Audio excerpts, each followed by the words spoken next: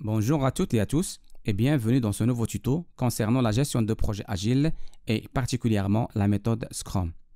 Après avoir vu dans le chapitre précédent la définition et la théorie de Scrum, où nous avons parlé des piliers de Scrum qui sont la transparence, l'inspection et l'adaptation, et nous avons vu aussi les 4 événements formels d'inspection et d'adaptation prescrits par Scrum, nous allons voir dans cette vidéo un autre aspect très important dans Scrum. Il s'agit des valeurs de Scrum. S'il vous plaît, si vous n'avez pas encore vu le cours sur la théorie de Scrum, c'est le chapitre 6. Je vous invite à le voir pour vous faciliter la compréhension des aspects que nous allons voir dans ce cours qui concerne les valeurs de Scrum. Quelles sont les valeurs de Scrum? Pourquoi nous aurons besoin de ces valeurs? Et c'est quoi leurs objectifs? L'objectif des valeurs de Scrum est de faire émerger la mise en place des piliers de Scrum qui sont la transparence, l'inspection et l'adaptation. Ces valeurs de Scrum sont de 5, qui sont le focus, l'ouverture, le respect, le courage et enfin l'engagement. Pour vous rappeler facilement des 5 valeurs de Scrum, rappelez-vous de la force de Scrum. F pour le focus, le O pour l'ouverture, le R pour le respect, le C pour le courage et le E pour l'engagement. Donc, on se rappelle bien de la force de Scrum. Le travail réalisé en Scrum exige que les processus et les interactions de l'équipe reposent sur ces valeurs. Et en adoptant ces 5 valeurs, l'équipe contribue encore davantage pour le bon déroulement du projet et par conséquent sa réussite. Cette valeur de Scrum qui est le focus veut dire que nous devons définir un objectif commun qui sera partagé, accepté et validé par chaque membre de l'équipe. Cette vision partagée permet de faire travailler tous les membres d'une équipe dans le même sens et par conséquent éviter les conflits d'intérêts au cours de la collaboration. Parmi les recommandations de l'approche agile, c'est de suivre un rythme soutenable et de qualité.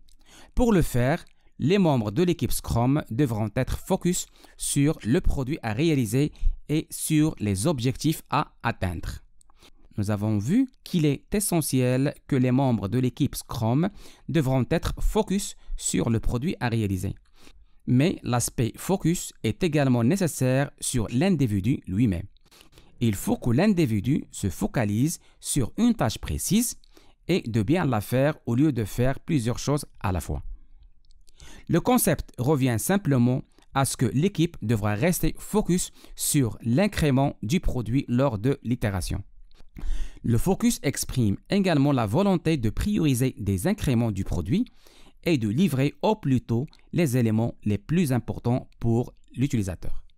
Concernant l'ouverture, l'ensemble des membres de l'équipe doivent avoir une ouverture d'esprit et accepter les règles de ce framework agile. L'équipe Scrum et ses parties prenantes acceptent d'être ouvertes sur tout le travail et les défis impliqués par l'accomplissement du travail.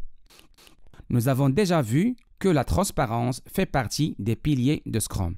Du coup, Scrum recommande une communication en toute transparence sur le travail en cours, à faire et aussi sur les améliorations à mettre en œuvre. Passons maintenant à la valeur respect. En Scrum, il n'y a pas de titre au sein des membres de l'équipe de développement.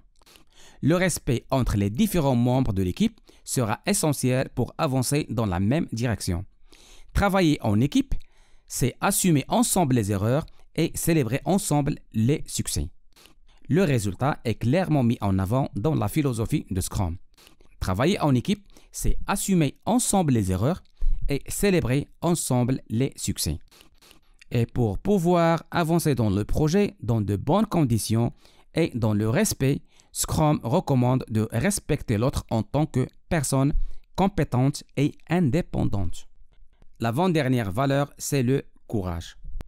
Les membres de l'équipe Scrum doivent avoir le courage de faire face à des problèmes difficiles et les surmonter grâce à la transparence et une communication efficace. L'équipe Scrum devra créer un environnement où l'échec est considéré comme une opportunité d'apprentissage. Le fait de travailler sur des petites itérations, l'échec sur l'une d'elles n'a pas de conséquences majeures. Au contraire, c'est une occasion pour l'équipe de progresser et de monter en compétences. Du coup, oser échouer demande du courage. Il faudra vraiment du courage aux équipes Scrum pour devenir autonomes, surtout dans une certaine organisation complexe. Il faudra aussi du courage pour le Product Owner pour qu'il reste le responsable de son backlog. La dernière valeur, c'est l'engagement. L'engagement est crucial pour la mise en place du framework agile. L'engagement est un objectif auquel une équipe motivée doit adhérer. Le respect de cet engagement est très important pour la motivation de l'équipe. En Scrum, les équipes de développement et le Product Owner sont autonomes sur leurs activités respectives. Cela leur permettra d'être plus engagés. Les équipes Scrum doivent être engagées à produire, à se rendre autonomes et aussi engagées à prendre des décisions fortes sur le produit. Le fait de définir des équipes pluridisciplinaires et auto-organisées et mettre en avant leur rôle et responsabilités, cela facilitera leur engagement. Et du coup, chaque membre de l'équipe Scrum s'engage personnellement à atteindre ses objectifs. C'est la fin de ce chapitre. Merci de l'avoir suivi et à bientôt.